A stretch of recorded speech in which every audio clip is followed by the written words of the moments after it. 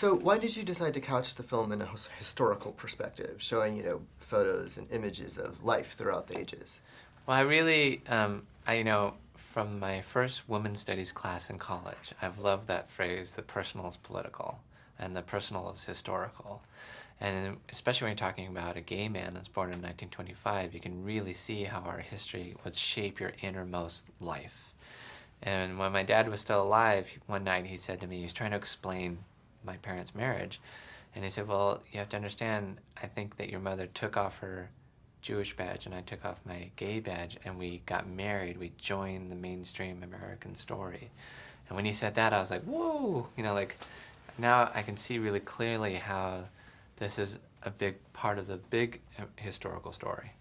Okay, so what possessed your father to rewrite Jesus' death? Yeah, I know, right? That's pretty crazy. Well, my father rewrote Jesus' death, and then Christopher Plummer rewrote my father's version of rewriting Jesus' death, which is kind of like this whole film in a nutshell, And my dad, he was passing away. He knew he was going to the other side, and he was deeply interested in spirituality, and he was just a strong character. So he thought, as he says in the film, he thought, Jesus, the crucifixion, all that, it's so violent. We need another story. That's great. Yeah.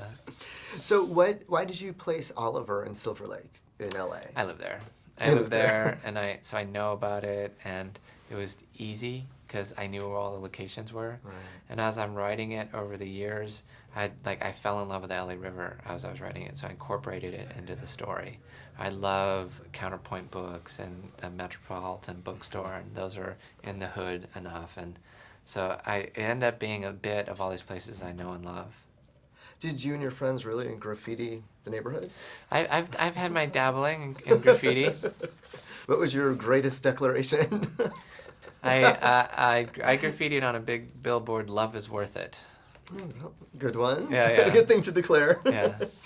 How much of Anna's character is informed by your wife, who's an actress, writer, director? It's not Miranda. It's me. Like, I'm a beautiful blonde French woman. It's really, to me, it is me.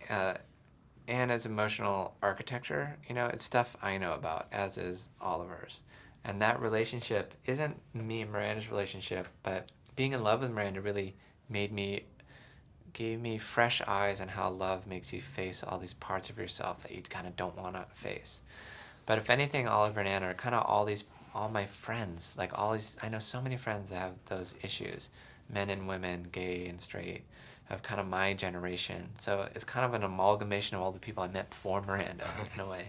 In the film, Hal's younger lover, boyfriend, thinks that Oliver is kind of put off by the fact that he's gay. Yeah. Was there any truth to that for you? No. And that was, that was me trying to create tension between the two of them and trying to talk about, gay and straight worlds and how often you're talking to each other across a bit of a divide, and there's confusion, and it's not easy. I just didn't want it to be all shiny and easy, And